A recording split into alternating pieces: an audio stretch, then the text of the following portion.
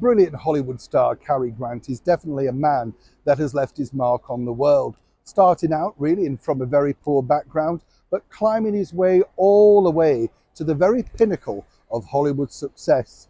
According to folklore, Mae West saw him on the lot of Paramount and thought, bring him to my dressing room. You can imagine Mae saying that, can't you? But of course, Archibald Leach, as he was called, starting out as, was a man that had a lot of ambition, starting out in the wonderful town that is Bristol, the wonderful area, should I say, is Bristol, amazing place down there. And he even worked for a short period at the local Hippodrome Theatre.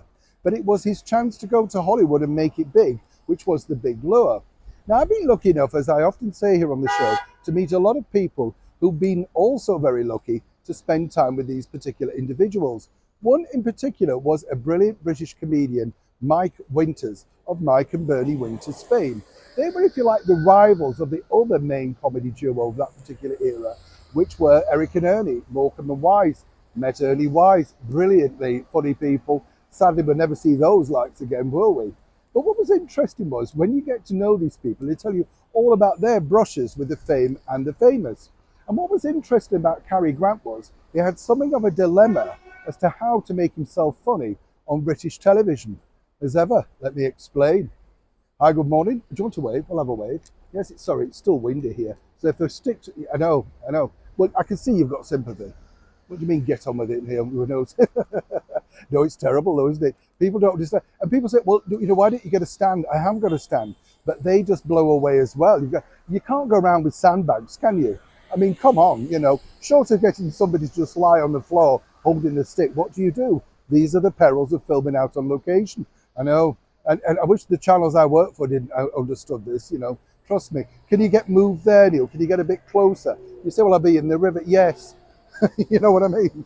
Back as ever, though, to your story of the day. Cary Grant, a huge star. I mean, mega huge star. No two ways about it. Loved him. Loved all the movies. My Favourite Wife, Monkey Business with Marilyn Monroe. And, of course, those brilliant stints in movies with Eva Maria Saint. What a beautiful lady she was. Northwest by Northwest. That image of him running with a plane, it's iconic, isn't it? Everybody knows that image. Did you know, though, that Billy Wilder actually wanted him to be in his mega movie, Some Like It Hot? And then when he couldn't get the real Cary Grant, he got the brilliant Tony Curtis to impersonate Cary Grant. And Cary Grant sent a message to Tony Curtis, and he told me this, saying, is that really meant to be me?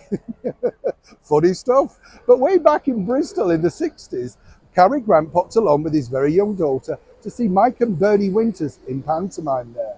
And they got on incredibly well, so much so they came back in subsequent years. But what is interesting about this that Mike told me was simply this, that actually they tried to get him on their TV show, doing a comedy skit, that type of thing. But also, so had Eric and Ernie, Morecambe and Wise. And he liked both of them. He thought both of the duos were very, very funny. Of course, the person who could get them first would be, the real kudos.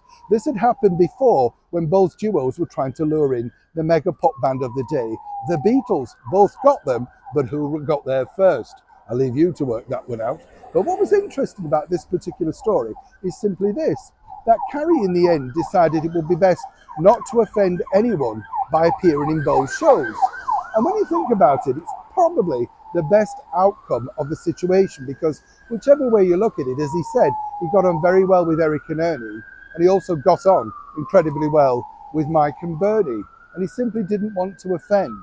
Now, doesn't that say a lot about a true Hollywood star?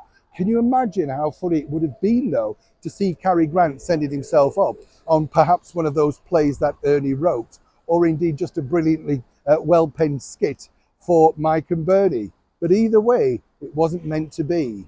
Mike and Bernie became good friends with Cary Grant, as did Eric and Ernie when they went over to America and appeared on the Ed Sullivan Show. But it just goes to show the true Britishness, the very core of what became an international superstar, Cary Grant. Now, I know when you've heard this, you'll go and look at some clips, because he is that magnetic, is he not? Neil Sean in the very heart of London.